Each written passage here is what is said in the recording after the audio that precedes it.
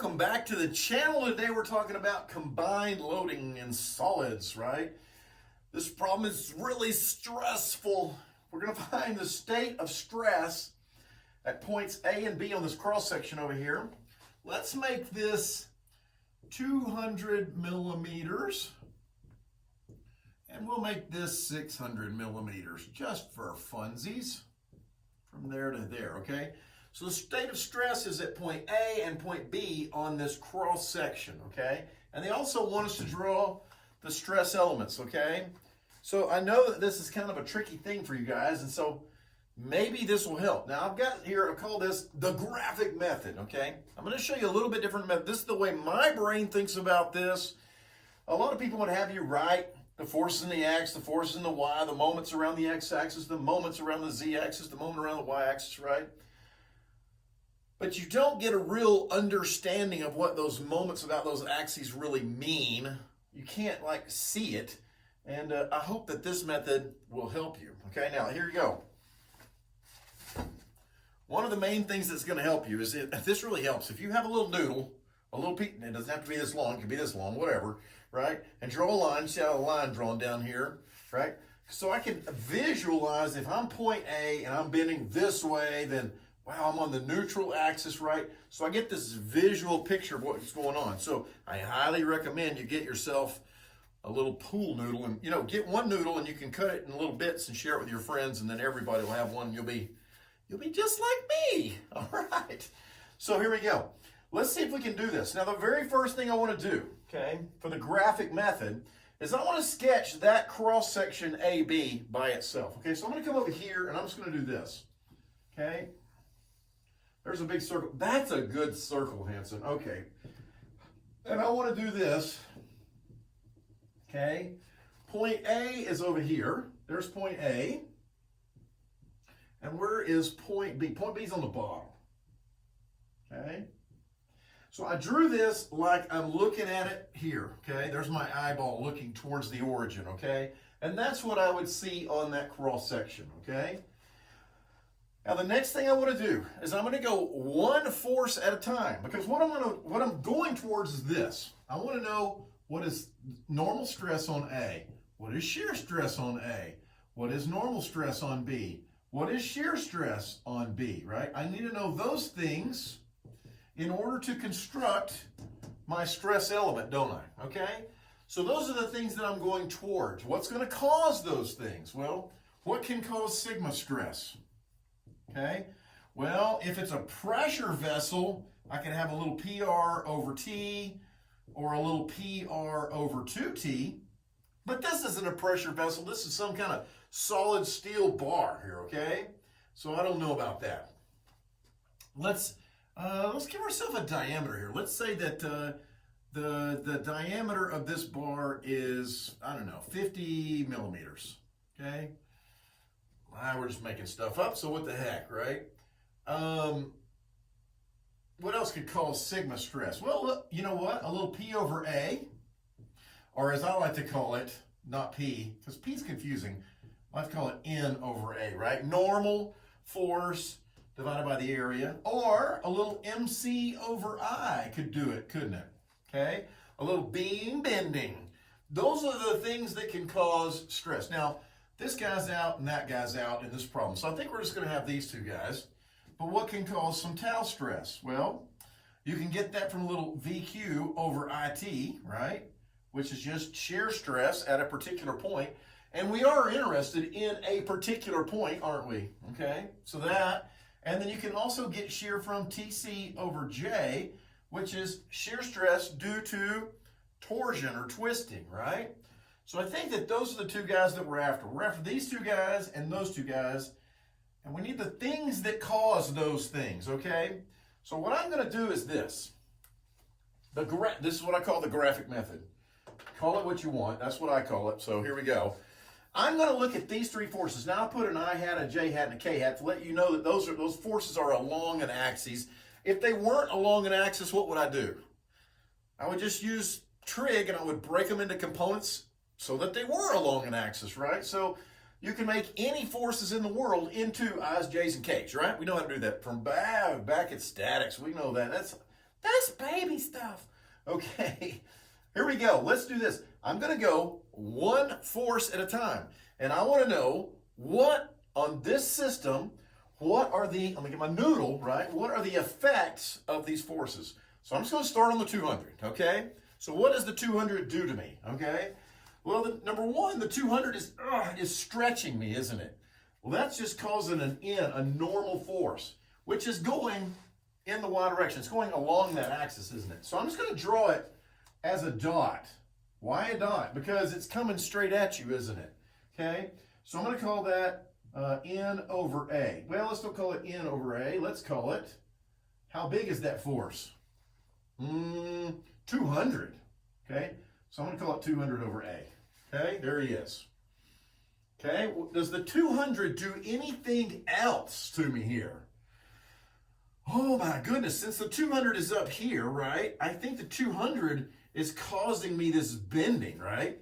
It's causing me a bending this way, right? Whoop, in this direction. Around which axis? Around the x-axis, isn't it? Bending down around the x-axis. So I'm going to draw that like this. Here's my x-axis. And this is actually the z-axis, isn't it? The y is coming at you. So I'm getting this, okay? And how big is that moment? Oh, I'm going to show you a trick. This works every time, okay? Don't tell anybody else about this. This is only for the pros, okay? The force is in the y. It's causing bending around the x. And so what's left? Z. Then the distance has to be in the z, okay? So there's our distance. So it's 200 times 200, right? So that's 4 with 1, 2, 3, 4 zeros. And that's going to be what? Newton millimeters. Okay? So I think that's all the effect. Now, again, what do we have over here? That's just, this is the sum of the forces around, or the moments around an axis, really. But if I draw it like this, I'm drawing those graphical effects of each one of those forces, okay? It just helps me to see that picture better. I think that's all the 200 causes, okay? So let's move over to the 500. What does he cause? Okay. The 500 is just trying to just tear me to the side there, isn't he? Rip, okay? Which is a V force. And I'm going to draw that like this. Whoop. So V equals 500 newtons. There's my shear force, okay? So he's causing a little shear. What else is he doing? Well, since he's up here, he's causing he's causing a rotation. He's causing a torque, right? And it's trying to rotate around that y-axis, isn't it? The force is in the x. It rotates around the y, so the distance is in the z. It works every time, okay?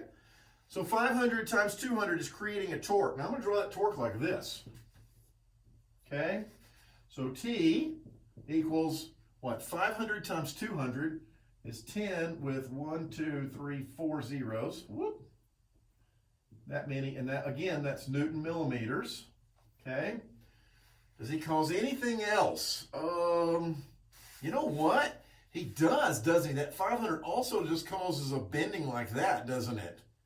Okay, around which axis? Which axis is that causing a bending? Around the z-axis, okay? So the force is in the x. It bends around the z, so the distance is in the, works every time. Okay, so 6 times, so that's causing a bending around the z like this. I'm going to draw it like that, okay? And I'm going to call that 500 times 600. That's 30 with 1, 2, 3, 4 zeros on it. And that is Newton millimeters, okay? I think that's got the 500. So, you know, one force can do a lot of things. It can cause bending, it can cause torque, and it can cause a force, a shear or a normal force, right?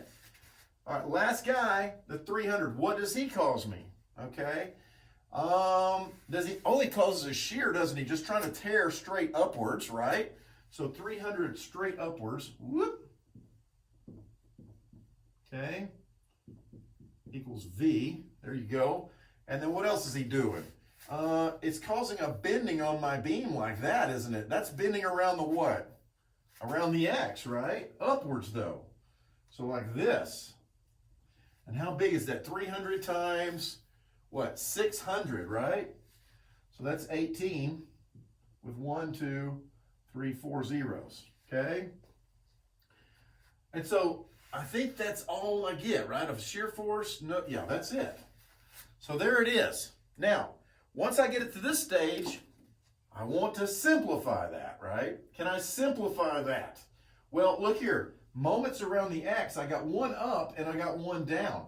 I can add those together and get them together to get a net moment. So I got what? 40,000 down. Where's that 40,000 come from? That was from the 200 times 200. 1, 2, 3, 4. Yeah, okay. And I got 180,000 upwards. So, yeah, this one's gonna win, isn't it? So 180,000 minus 40,000 is 140,000, isn't it? So what I'm going to do is I'm just going to get rid of this guy, okay? Because I combined those two together, right? So I'm going to get rid of that guy altogether. Okay? And that's Newton millimeters. Okay? Now what? That makes it a little simpler, right? Well, now I'm going to come over here and I'm going to say, okay, here, let's go. Point A, okay? Sigma A. Oh, where'd my noodle go? For sigma A, what am I doing? Is there an N over A? Well, yeah, there is. There he is right there. I'm going to take care of this guy all at once, okay? He's stretching, so for point A and for B, they're both going to be in tension. Tension what? Starts with a T, which is a positive sign, right? So I'm going to get a plus 200 divided by A, which is pi times r squared, right? And I'm going to get it for this guy too. 200 divided by pi r squared, okay? So that's got that guy taken care of. Check. We got him. Does V cause any kind of normal stress? No. So that's gone. That's gone. Does torsion cause normal stress? No. So only these two bending moments are left, right? Okay. So here we go. Now this is where your noodle's going to come in handy. I'm going to put my line over here at A and the 140, right? Which is bending this way. I'm going to bend it like that. So A is over here on this side. What do I see? Point A is on the neutral axis, isn't it? For the 140, right? So if it's on the neutral axis, what does that mean? There is no normal stress from that guy, okay? Now the 140 is bending up. Where does point B live? Point B lives on the bottom of the part. So point B is in what? Tension, right? So let's get the point B down here, which is a plus. And we got MC over I. M is 140,000 Newton millimeters, right? What is C? The distance from the neutral axis to the outside of the part, which is 25. And then what is I? For a round part, real, it's pi over 4 R to the 4th millimeters to the 4th, right? So there's our number for that, right? Now this guy was in newtons, and then this guy's in millimeters squared, mm squared, okay? All right, and so this is going to be in newtons, and there's an mm and an mm. This is going to be millimeters squared also, isn't it? Okay, that's good stuff. So we got that guy, right? Check. Let's get this guy, okay? He is bending, here's my line down my beam. He's bending this way, isn't he? Okay, so what's he doing? So for point A lives on this side over here, right? Point A, going to be what? Well, it's in tension, isn't it? So point A is going to be in tension, so he's a plus. The size is 300,000, right? Same as this, times C, 25, divided by I, pi over 4, R to the 4th, right? That gets that guy. And then what about this one? What about B? If I'm bending this way, where's point B? He's on the very bottom of the part. Let's see. Here he is, right? Where is he on the bottom of the part? Oh, he's on the neutral axis again, isn't he? So for point B, It's 0 from the 300,000, okay? So just going one force at a time across my graphic of the cross section there, I got it, man. I got to put this in my calculator, but I got it. So we'll do that here in a second. We'll get those two guys. Let's talk about tau. What's going to cause tau? Okay, VQ over IT. Let's do VQ over IT first, okay? Can you answer this question? The neutral axis is always blank to the V force. Perpendicular, right? So if V is pushing this way, the neutral axis is this way. If V is pushing this way, the neutral axis is this way, right? Okay? So let's start with the 500, okay? The 500 pushing this way, which means the neutral axis is up and down, right? It's in the Z direction, which means that point A, right? At point A, what's going to be Q for point A for this 500, right? Well, point A is on the very outside of the part. How much area is above point A? 0. So for the 500, point A is going to be 0, right? Now for the 500, point B, no, what's Q going to be for point B? Okay, here's the neutral axis. Point B is on the neutral axis, which means Q is going to be all of that, right? Oh, I thought it was going to be all of that over there. It's the same thing, okay? And remember this. Do you remember the shortcut for Q? Do you remember? So Q is y bar times A. What's y bar for half a circle? 4r over 3 pi. What's A for half a circle? Pi r squared over 2, right? So what? The 2 goes into there, 2, the pi's divide away, and Q for half a circle always is what? 2/3 r cubed, right? That's a little shortcut that you can use every half a circle in the world, as long as you know that if you have a half circle, that's the shortcut. So it's 2/3 r cubed, right? So Q, in this case, is 2/3 times 25 cubed, and that's going to be millimeters cubed, okay? So here we go. VQ over IT. The V is 500 newtons, okay? I'm going to call that positive because it's going in the positive direction. And I'll show you a trick to sort this out. V is confusing on which way it goes. You know, sigmas are easy, right? If you get a positive answer, that means he's in tension. If you get a negative answer, it means he's in compression. That's easy. Tau's a little bit harder, like which way do I draw my tau on my stress element? Is it going up or is it going down? I'm going to show you a trick, okay? So stick with me. So VQ over IT. There's V. What's Q? Q is here. 2/3 25 cubed m cubed divided by I for around. It's the same as it was up here. Pi over 4 25 to the 4th m's to the 4th, right? Times T. What is the thickness? Well, it's from here to there. It's got to tear through the whole middle, doesn't it? The thickness is 50 m's, right? Look at there. There goes 3 m's right there. Bam. That gets 3 of those. So that leaves what? Newtons over millimeter squared. That's megapascals. I know, right? So I got that guy. Okay. Let me move this over here. Okay. I got that guy. So that was that. All of that. This and that were from the 500, right? Now we're going to do the exact same thing to the 300, okay? We're going to do the same thing to the 300. So on the 300, now for the 300, where's the neutral axis, okay? Well, the force is in the Z, so the neutral axis is along the X, right? It's perpendicular. So for point B, how much does the 300 make? Well, there's no area below point B, which means Q is 0, which means, boom, there's a 0 right there, right? But now we have a VQ over IT for this guy, okay? So 300 times, what's Q this time? Q this time is all of that. Now that's the same as it was up here, isn't it? 2/3, 25 cubed divided by pi over 4, 25 to the 4th times 50, okay? Everything is the same. One thing left. Do you find this easier just going step by step and just checking everything off?